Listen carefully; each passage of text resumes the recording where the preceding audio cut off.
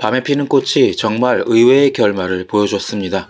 조성우, 오난경은 죽었는데 석지성, 강필직은 살아남는 얼핏 생각하면 조금은 찝찝하지만 드라마가 말하고자 했던 주제가 무엇이었는지 악인들의 생존이라는 결말을 통해 해석해 보겠습니다. 제가 이전 채널들에서 연인, 연려박씨, 그리고 이번에 밤에 피는 꽃까지 MBC 드라마를 3편 연속 리뷰하면서 신기하다고 느꼈던 건 사극을 3편 연속으로 했다는 부분도 있었지만 조선의 역사 속에서 연려에 대한 사회적인 강요가 있었던 시대라는 공통적인 소재가 있었습니다.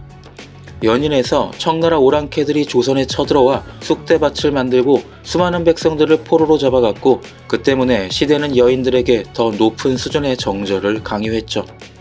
청나라인에게 손목만 붙잡혀도 정절을 잃은 거나 마찬가지니 가문을 위해 자결해야 하는 살아있는 것이 수치스럽고 죽는 것이 당연하다는 강요. 연인의 주인공 길채는 청나라의 포로로 끌려갔다 정절을 잃었고 조선에 돌아와 이혼까지 한 여인이 되었습니다. 그리고 박연우는 연려비를 세우기 위해 시어머니에게 살해를 당했죠. 그리고 조여와는 얼굴도 못 본 남편이 죽었다는 이유로 15년을 수절과부로 지냈습니다.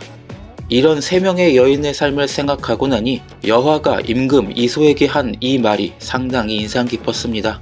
저는 조선에서 가장 하찮은 과부의 몸으로 살았습니다. 굉장히 충격적인 말이었죠. 저 시대를 살아보지 않은 저는 과부여도 양반이니까 좋은 거 입고 좋은 거 먹을 테니까 당시의 노비나 양민들보다는 나은 삶이라고 생각했습니다. 그런데 여화의 저 이야기를 듣고 연인과 연려박씨를 떠올려 보니 조금 이해가 됐습니다. 수많은 사람들이 감시하듯 평생을 지켜보니 마음대로 밖에 다니지도 못하고 감옥에 갇힌 것과 마찬가지였던 삶. 양반이라고 예쁘고 좋은 옷과 비녀를 착용할 수도 없었죠. 마치 아무리 원단이 좋다고 하더라도 15년을 매일 죄수복 같은 하얀 소복을 입고 있어야 했으니까요. 행복한 일이 있다고 웃거나 즐거운 이야기도 죄인이라도 된 마냥 야심한 밤에 몰래 자신의 몸종과만 나눠야 했을 겁니다. 그러니 자유가 없기로는 양민과 노비만도 못했고 의복의 질은 좋을지라도 어느 것 하나 마음대로 선택하지 못했고 노비에게도 강요하지 않았던 즐겁고 행복한 감정에 저항하며 살아야만 했습니다. 심지어 그렇게 살다 차라리 죽는 게 가문을 위한 것이라는 주변의 시선도 받아야 했었겠죠. 그래서 여화가 이런 말을 한 것 같습니다. 정말로 조선에서 가장 하찮은 과부의 몸으로 살았던 거죠. 아니 어쩌면 한반도 역사상 가장 하찮은 신분이 바로 과부가 아니었을까 생각될 정도였습니다.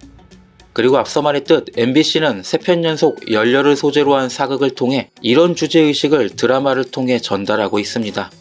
역사상 가장 하찮은 신분을 가진 길채, 연우, 여화가 자신의 힘으로 운명을 극복하고 행복을 찾는 이야기.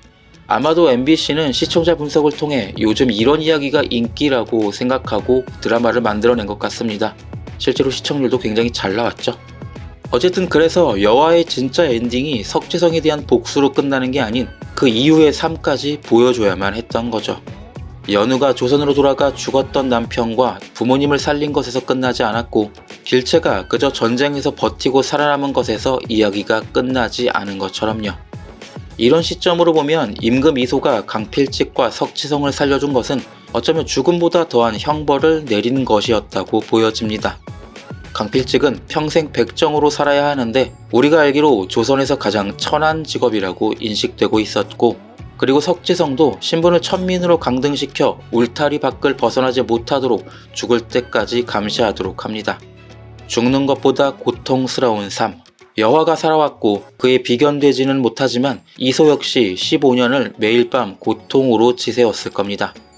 그러니 때로는 죽는 것보다 살아서 그 고통을 느끼며 사는 게 훨씬 괴로운 일이라 알고 있었겠죠. 오난경이 모든 걸 자백하고 죽음을 택한 이유도 이와 똑같다고 생각합니다. 영모의 죄인이 된 그녀는 어차피 죽거나 죽지 않는다면 더한 고통을 받아야 했을 테니 차라리 스스로 석지성에게 크게 한 방 먹이고 죽음을 택하는 게 가장 나은 결말이었겠죠. 처음에는 이런 결말이 조금 아쉽기도 했습니다. 여화가 마지막에 엄청난 활약을 보여주기보다는 그저 생존하고 살아남았다는 것만으로 대단히 중요한 일을 한 것이고 그것이 석지성의 몰락에 큰 열쇠가 됐다라는 게. 그래서 왜 드라마의 결말이 이렇게 끝났을까 하고 작가가 말하고 싶었던 주제를 천천히 자세히 들여다보게 됐습니다. 조선에서 가장 하찮은 몸으로 살았던 여화는 누구도 견디지 못했을 것 같은 가혹한 운명을 이겨내고 살아남았고 자유와 행복을 손에 쥐었으니까요. 그러니까 여화에게는 더없이 행복한 엔딩인 거죠. 그러니까 저도 더없이 행복한 자유와 행복을 손에 쥘 수 있게 구독과 좋아요 좀 부탁드립니다. 시청해 주셔서 감사합니다.